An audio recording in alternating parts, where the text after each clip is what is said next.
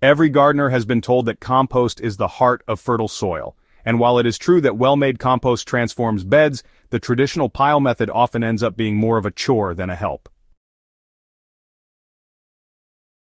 Building it, turning it, waiting months for it to break down, most of us get tired of the endless work. I realized that my time and energy were being swallowed by a process that often produced uneven results. That's when I stopped chasing the perfect pile and turned to faster, lazier methods that work directly in the soil. These approaches don't just skip the labor, they build fertility where the plants actually need it, in the bed itself. Trench composting puts scraps to work underground. The first shift I made was toward trench composting. Instead of hauling scraps to a pile, I dug shallow trenches right inside my beds. The method is simple. Dig a trench about 8 to 10 inches deep, add your kitchen scraps, vegetable peels, fruit waste, even crushed eggshells, and then cover them with 4 to 6 inches of soil. The soil acts like a lid, keeping pests and smells away while allowing microbes and worms to go to work immediately. In about 6 weeks, the buried material softens into humus right where the roots will grow. For example, if you have a 10-foot row, you can trench 1/3 of it in early spring, plant crops on the other 2/3, and by mid-season, rotate planting into the enriched section. I often mix 2 parts vegetable scraps with 1 part shredded dry leaves or old straw to balance the nitrogen and carbon. The key advantage is that nothing sits exposed on the surface, and the fertility cycle happens in the soil without constant turning or monitoring. Another method that replaced compost piles for me was direct feeding. Instead of layering and waiting months, I began adding small amounts of kitchen waste straight under mulch in active beds. This works especially well for crops like tomatoes, peppers, and squash that thrive with heavy feeding.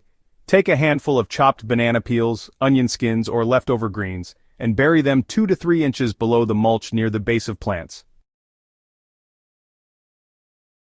The roots don't touch the fresh material right away, but within 2 to 3 weeks, decomposition releases nutrients exactly where the plant can use them.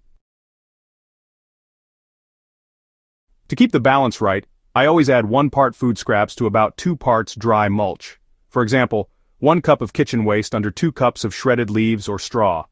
This prevents sour smells and ensures decomposition happens cleanly. Worms love this method, often clustering around these feeding zones, and their castings enrich the soil faster than any traditional pile could.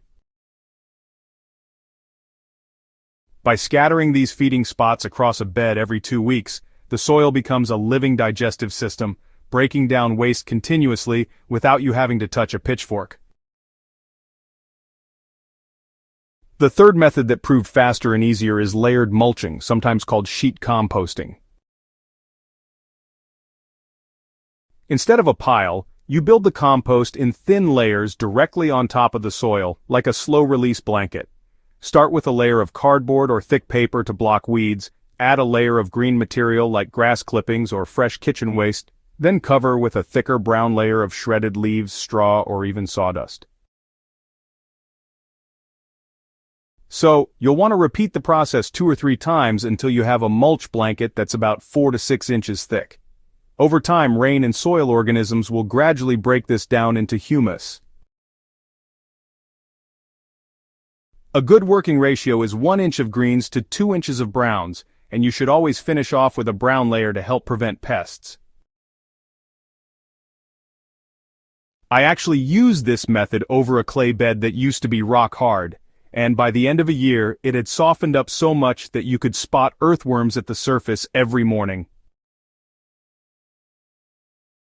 Unlike a pile that requires hauling and turning, layered mulch builds soil where plants grow, holds moisture, and suppresses weeds at the same time. The reason these 3 methods beat traditional compost piles comes down to location and labor. A pile sits away from the garden, and all the material has to be moved back and forth. The microbes and worms that break it down live mostly in the soil, not in a freestanding heap, so decomposition takes longer unless you manage it carefully. With trenching, direct feeding, and layered mulching, the material is placed directly into the ecosystem that decomposes it. There is no hauling, no turning, and no waiting half a year. So the soil life does the work exactly where it's needed. If you want to move away from compost piles, just start with a single trench in an unused section of your bed and then, rotate crops into it later.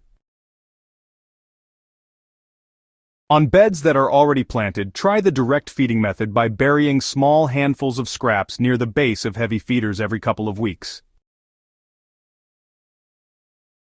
Alright, so when it comes to improving larger spaces or building up new ground, here's a handy tip.